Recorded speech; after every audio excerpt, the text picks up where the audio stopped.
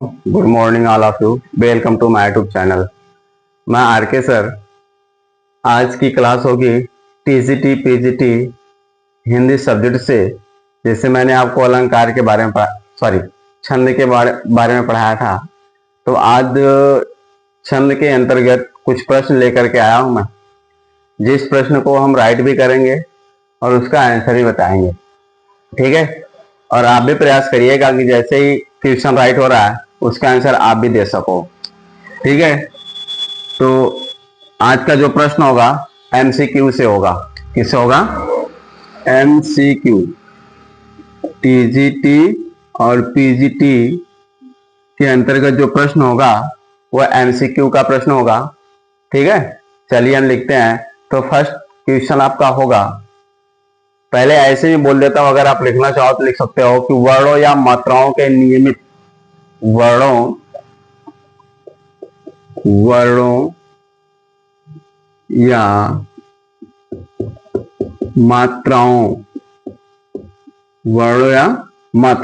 Question right करते समय आपको वर्ड जो शब्द राइट किया जा रहा है उस पर जरूर फोकस करिए।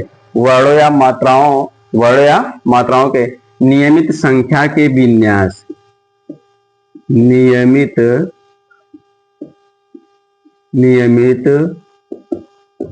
संख्या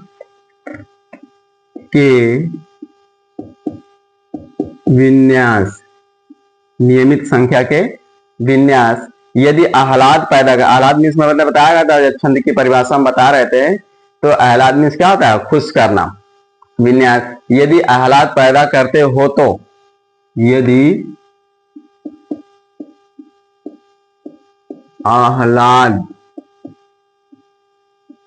पैदा करते हैं तो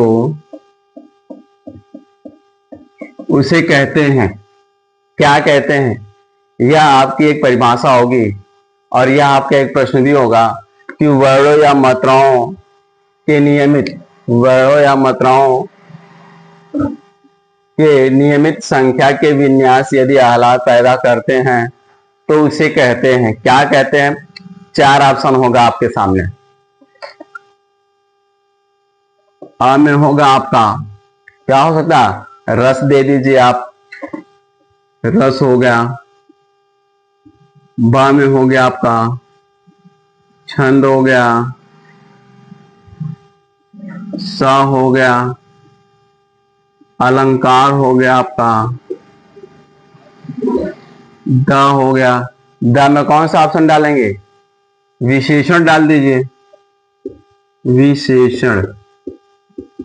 ठीक है, अब देखिए 4 ऑप्शन है। चारों ऑप्शन में फर्स्ट ऑप्शन क्या है? रस है। रस में क्या होता है? रस की परिभाषा आप जानते हैं, किसी काव्य या सौंदर्य को पढ़ते समय जहां रस की अनुभूति होती हो, यानी खुशी का माहौल होता हो। फिर छंद है, छंद की परिभाषा मैंने अगले वाले क्लास में मैंने आपको बताया था। यही देखिए छंद की परिभाषा लिखी भी गई है कि वर्णों या मात्राओं के नियमित संख्या के विन्यास यदि हालात पैदा करते हो तो उसे क्या कहते हैं? छंद कहते हैं। ठीक है, और अलंकार किसे कहते हैं? अलंकार जो होता है वो किसी शब्द का या किसी वाक्य का जो रूपरेखा बदल देता हो, यानी साज सज्जा जो होता है वो अलंकार होता है। विशेषण क्या होता है? विशेषता बताने वाले। ठीक है, तो इस ऑप्शन में जो ब ऑप्शन है छंद, ये आपका राइट होगा। क्लियर? इसी तरीके से जो अगला प्रश्न होगा उसके भी बारे में विस्तृत जानकारी मिलेगी, यानी हमारे यूट्यूब चैनल के माध्यम से फ्यूचर मॉडर्न शिक्षण सेवा संस्थान के जो टीचिंग स्टाफ है उनके माध्यम से जो भी प्रश्न आपको प्रोवाइड किया जाएगा, उस प्रश्न के जो 4 ऑप्शन होंगे, चारों ऑप्शन के बारे में विशेष कर जानकारी दी जाएगी। ठीक है, तो अगला प्रश्न होगा आपका क्वेश्चन नंबर 2 जो होगा वो प्रश्न है, एक छंद में कितने चरण होते हैं? एक छंद में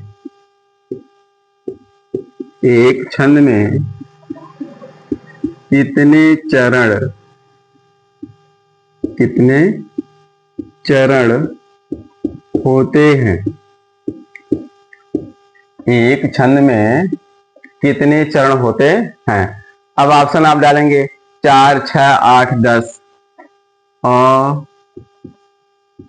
4 ब 6 स है 8 द है 10। तो छंद की बात कर रहा है, किसकी बात कर रहा है, छंद की बात। एक छंद में कितने चरण होते हैं। जब मैं छंद की क्लास स्टार्ट किया था, छंद की परिभाषा बता रहा था, छंद के अंगों के बारे में बताया, तो मैंने वहां एक तो वो चौपाई लिखा था। क्या लिखा था, रहीमन पानी राखी और बिन पानी सब सून, पानी गए न उबरे मोती मानस। तो कितने चरण है, 4 चरण है। इसमें कितने चरण है, 4 चरण है। मैंने उसमें आपको एक एक करके बताया भी था, ठीक है। तो इसमें कुछ करना नहीं है। एक छंद में कितने चरण होते हैं, 4 चरण होते हैं। ये आप हमेशा याद रखिएगा। अगर कुछ नहीं याद हो रहा है तो आप वही याद करिए कि रहीमन पानी राखे बिन पानी सब सून और पानी गए न उबरे मोती मानस सुन, ठीक है ना। तो इसमें रहीमन पानी राखिए 1 चरण हो गया, बिन पानी सब सून 2 चरण हो गया, है ना। पानी गए न उबरे 3 हो गया, मोती मानस सुनिए 4 हो गया। तो आज से आपको ये पता होना चाहिए कि एक छंद में कितने चरण होते हैं, 4 चरण होते हैं, ठीक है। तो अगला प्रश्न है हमारा आपका क्वेश्चन नंबर 3। Question number 3। तो क्वेश्चन नंबर 3 जो है, इसमें कह रहा है कि जहां छंद में सभी चरण समान होते हो, जहां चरण में सभी छंद जहां चरण में सभी छंद या सभी चरण, सॉरी, जहां छंद में, एक मिनट सॉरी, जहां छंद में सभी चरण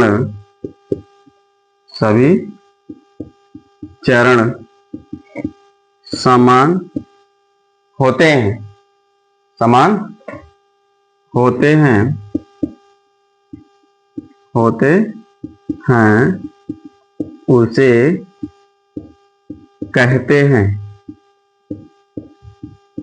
उसे कहते हैं। क्या कहते हैं, ये आप खुद परिभाषा पढ़ करके ये जान सकते हैं कि जहां छंद में सभी चरण समान होते हो, उसे क्या कहते हैं, ठीक है। ऑप्शन है आपका अ है, अ में क्या डालेंगे, मात्रिक छंद डाल दीजिए आप, मात्रिक छंद। ब में है आपका, क्या डालेंगे ब में, अर्धमात्रिक छंद,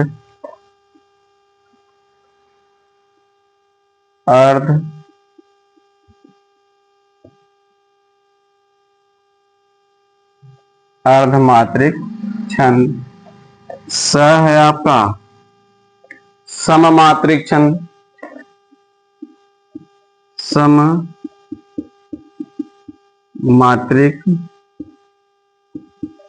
छंद। अब द ऑप्शन होगा आपका, द में क्या होगा, विषम मात्रिक छंद। क्या होगा, विषम मात्रिक छंद, ठीक है। चलिए ये देखते हैं। जहां छंद में कुछ करना नहीं है, बट आप प्रश्न को अपने माइंड को जो है एकाग्र करके पढ़िए। एक ही बार प्रश्न पढ़ने पर आंसर आपको प्राप्त हो जाएगा। देखिए क्या करा है, जहां छंद में सभी चरण समान होते हो, सभी चरण समान होते हैं। जो समान होता है उसको सम कहते हैं, जो समान होता है उसको सम कहते हैं। सम मीन्स बराबर होता है, जो समान होता है उसको सम कहते हैं, सम मीन्स बराबर होता है। समान होते हैं उसे कहते हैं मात्रिक छंद। मात्रिक छंद जो होता है ये मात्रा के आधार पर होता है। अर्धमात्रिक छंद, ये भी वो अर्ध मीन्स आधा। फिर है सममात्रिक, सम मीन्स समान, मात्रिक मीन्स मात्रा और छंद मीन्स छंद।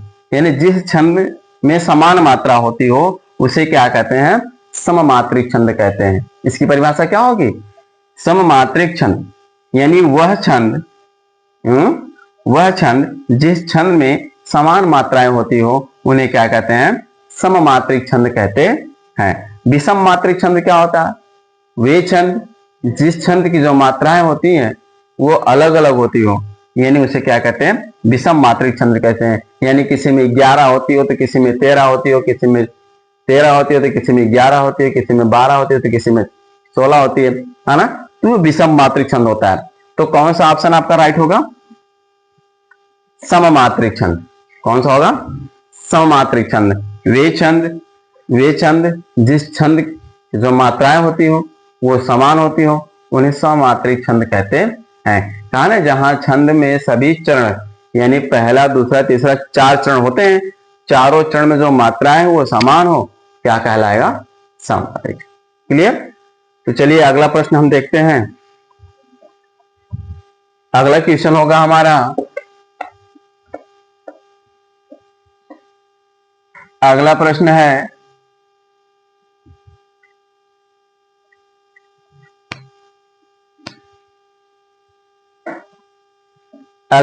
हमारा दोहा के चरण में, दोहा के प्रथम चरण में कितनी मात्राएं होती हैं? चौथा प्रश्न है, दोहा के प्रथम चरण में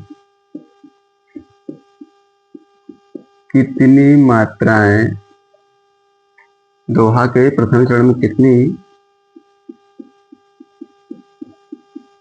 कितनी मात्राएं होती हैं? ठीक है, प्रश्न क्या रहा आपका? दोहा के प्रथम चरण में कितनी मात्राएं होती हैं? दोहा के प्रथम चरण में कितनी मात्राएं होती हैं? तो ऑप्शन क्या है? 11, 12, 13, 14। अ, ब, स, द। अ, ब, स, द। ठीक है, दोहा के प्रथम चरण में कितनी, कोई भी दोहा आप देखे होंगे, ठीक है, तो उसमें 13 मात्राएं होती हैं। कितनी मात्रा होती हैं?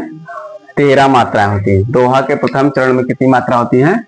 13 मात्रा होती हैं। तो जैसे आपको ऑप्शन दे देगा 11, 12, 13, 14, 11, 12, 13, 14, तो कितनी मात्रा होती हैं? 13 मात्राएं होती हैं। ठीक है, इसी प्रकार से आइए पांचवा प्रश्न देखते हैं। पांचवा प्रश्न क्या होगा हमारा? पांचवें में कह रहा है कि दामनी दमक रहना, दामनी दमक। अगला प्रश्न है दामनी दमक। यहां दामनी जो है, दामनी दमक रहन घन माही, रहन घन माही। देखिए चरण हो गया, रहन घन माही, खल कै प्रीत घिर नाही, खल कै प्रीत, खल कै प्रीति घिर माही, घिर नाही। ठीक है, दामनी दमक रहन घन माही, खल कै प्रीत घिर नाही। इसमें ऑप्शन ये होगा, ये पूछ रहा है कि इसमें कौन सा छंद है, इसमें कौन सा छंद है? तो ऑप्शन दे देगा दोहा सोरठा। अ, ब, स, द। ऑप्शन है दोहा सोरठा, चौपाई, और चौथा ऑप्शन आपका क्या होगा? सवैया, सवैया। ठीक है, तो क्वेश्चन पढ़ करके हम समझ सकते हैं और उसके बाद हम बता भी सकते हैं। तो दावनी दमक रह न घन माही, खल कै प्रीत घिर नाही। तो पूछ रहा है इसमें कौन सा छंद है। ये देखिए कह रहा है ये दोहा, दोहा कोई छंद होता नहीं, सोरठा भी कोई छंद होता नहीं, सवैया भी कोई छंद होता नहीं, चौपाई छंद। कौन सा है? चौपाई छंद है। यानी कुछ कुछ ऑप्शन में ऐसे होते हैं ना, कुछ आपको डिस्कस नहीं करना है, आप प्रश्न पढ़िए और आंसर दीजिए, है ना। तीन चीजें तो एकदम अपोजिट होंगी, एक जो होगा, एक ऑप्शन जो होगा वही आपका क्लियर आंसर होगा। इसी के साथ अगला प्रश्न है क्वेश्चन नंबर 6 क्वेश्चन नंबर में है कि कुंडलिया छंद में कितने चरण होते हैं। कुंडलिया छंद में आप इसको समझिएगा, कुंडलिया छंद में कितने चरण होते हैं। कुंडलिया छंद में कितने चरण होते हैं, कितने चरण होते हैं। अगर आप प्रश्न को अपने माइंड पर काफी प्रेशर देकर के पढ़ेंगे ना तो आप जान जाएंगे।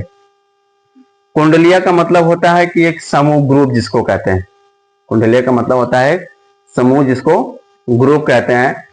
इसमें ऑप्शन होगा आपका अ ब स द, ठीक है, अ ब स द। तो इसमें ऑप्शन आपका होगा 3 4 6 10, 3 4 6 और 10। अब कुंडलिया छंद है यानी एक समूह बनाए हुए है। तो कुंडलिया छंद किसे कहते हैं? जहां दो छंद आपस में जुड़े हो, जहां दो छंद आपस में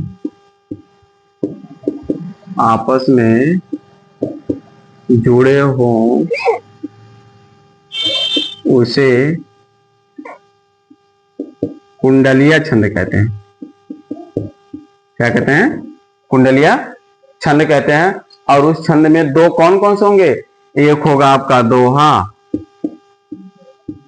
और एक होगा आपका रोला, ठीक है। तो एक प्रश्न और भी किया जा सकता है इस क्वेश्चन पर कि जहां दोहा और रोला छंद आपस में मिले होते हैं, जहां दोहा और रोला छंद आपस में मिले होते हैं, उस छंद को क्या कहते हैं? कुंडलिया छंद के नाम से जानते हैं। और यहाँ प्रश्न